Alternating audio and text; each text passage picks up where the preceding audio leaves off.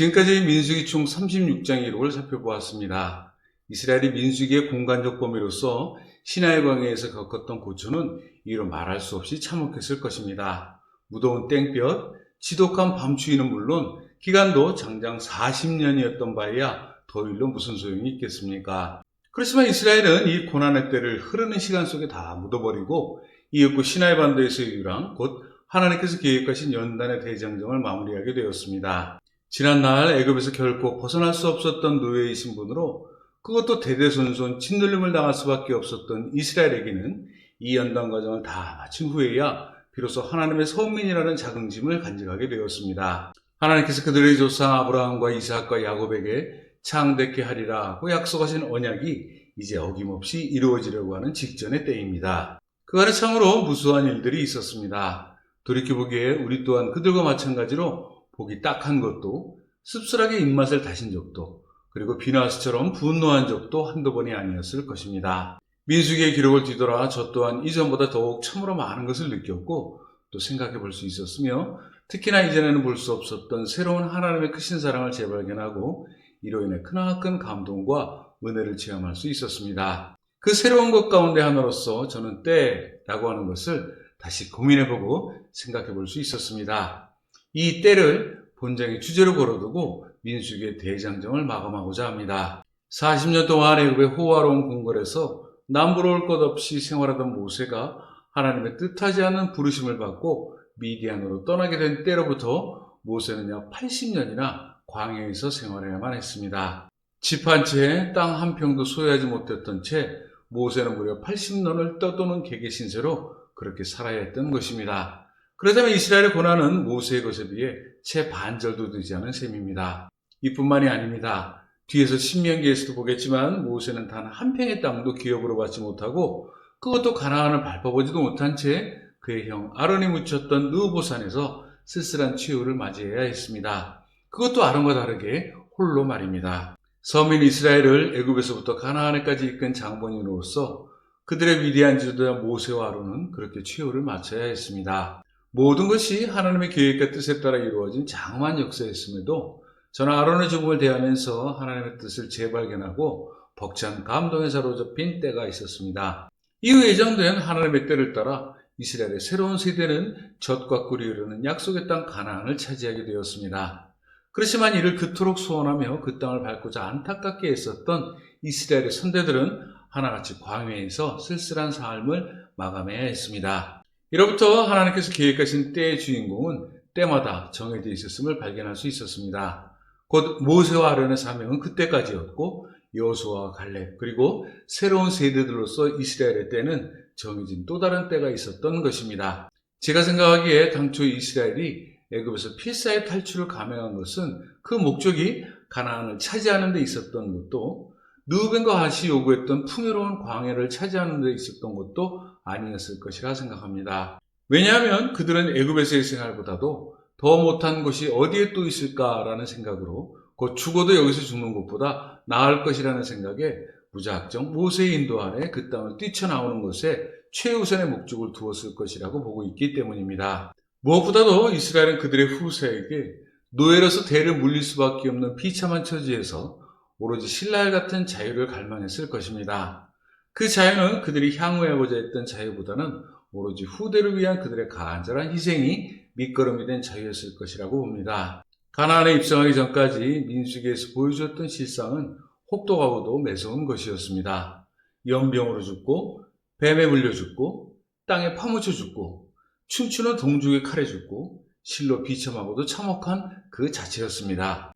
이 모든 것이 하나님의 손에서 이루어진 예정된 그 때의 역사였음을 생각할 때 그들에게 요구되어진 것은 오직 하나, 곧 하나님을 향한 사랑을 그들의 마음속에 견고히 뿌리박을 수 있는 그들의 표식이었습니다. 그 사랑을 그들의 마음에 심게 하시기 위해 하나님께서는 시나이 반도에서 이스라엘에게 그 매서운 연단의 때를 거치게 하신 것입니다.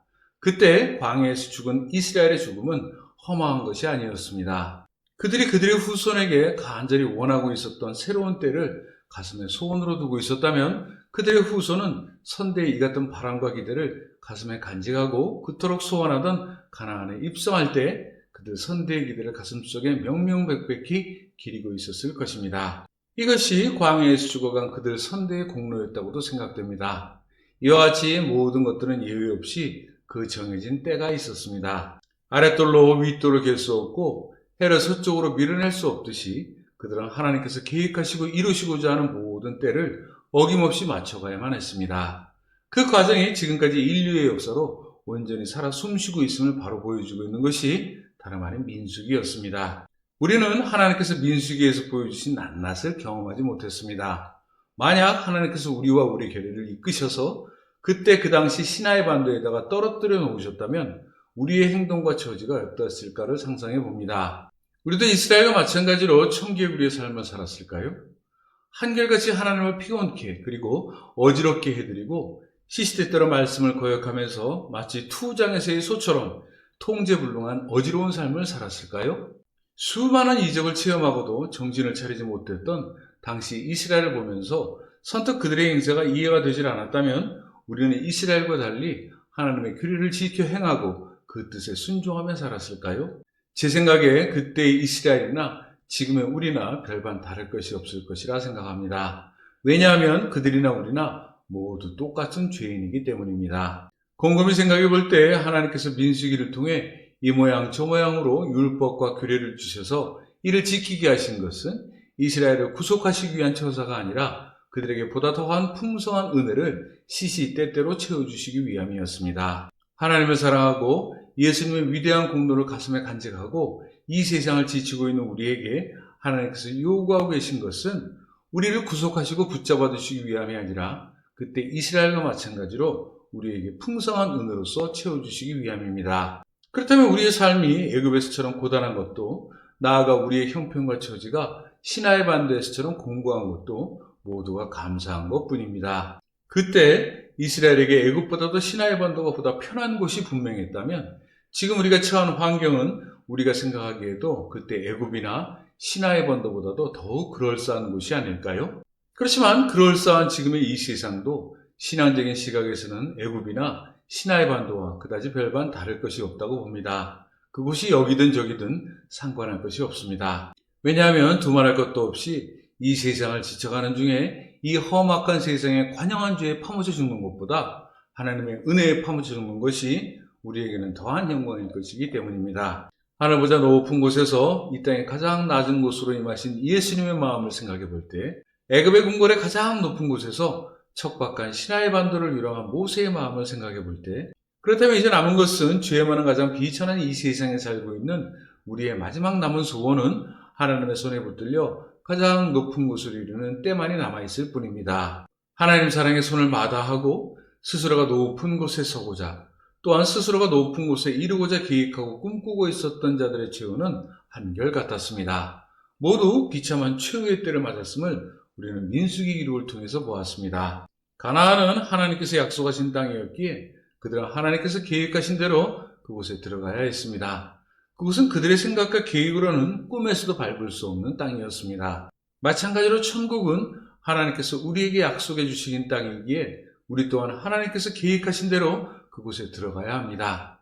그곳은 우리의 생각과 계획으로는 꿈에서도 밟을 수 없는 곳입니다. 그렇지만 우리가 꿈꾸고 있는 그 때가 오늘에 이를지 내일에 이를지 그도저도 아니면 우리가 죽은 이후에 이를지 알 수는 없습니다. 다만 분명한 사실은 그 때를 기다리는 우리에게는 참 소망이 있다는 추상 같은 사실입니다. 예수 그리스도를 우리 마음속에 모시고 있는 이 때가 우리가 그토록 소원하고 있는 그 때가 될 것이기 때문입니다. 이 때와 그 때를 놓쳐서는 안 될 것입니다. 죽는 순간까지 그 어느 때고 결단코 놓쳐서는 안 될 것입니다. 왜냐하면 그때는 시간이 지난 그 어느 때에 있는 것이 아니라 지금 우리의 마음속에 간직하고 있는 신앙이 바로 그 때이기 때문입니다. 그렇다면 우리가 일생에서 생각하고 있는 것처럼 때는 시간을 의미하는 단어가 될 수 없습니다. 우리에게 때는 하시라도 결단코 놓쳐서는 안 되는 신앙을 의미하는 단어로 바로 새겨야 할 것입니다. 저 또한 여러분 모두 때를 품을 수 있기를 기대합니다. 하나님의 사랑을 향한 고백으로서 그 신앙을 간직할 수 있기를 기대합니다. 우리를 위해 생명까지도 아낌없이 던져주신 예수님의 때를 가슴 깊이 새길 수 있기를 기대합니다. 이 참혹한 세상 앞에 하나님의 영광을 드러낼 수 있는 신앙을 어김없이 간직할 수 있기를 기대합니다. 하나님의 손을 붙잡고 천국에 이를 그때를 소원하며 우리에게 약속해주고 계신 하나님의 약속의 때를 주상같이 바로 새길 수 있기를 기대합니다. 이 모든 때를 민수기는 우리에게 밝히 보여주고 있음을 봅니다. 이제 그들은 그렇게 소원했던 가나안 입성의 때를 맞이하게 됩니다. 우리 또한 잠시 뒤에 그렇게도 소원했던 천국 입성의 때를 맞이하게 될 것입니다. 그렇다면 광야에서라는 의미를 간직하고 있는 민수기는 이 세상에서의 때라는 새로운 의미로 다시금 우리에게 다가서 있음을 봅니다. 민수기가 우리에게 바로 전해준 놀라운 때의 표식을 이 장의 마지막에 그리고 우리의 가슴 깊은 곳에 꼭꼭 눌러 간직해 두기로 하겠습니다.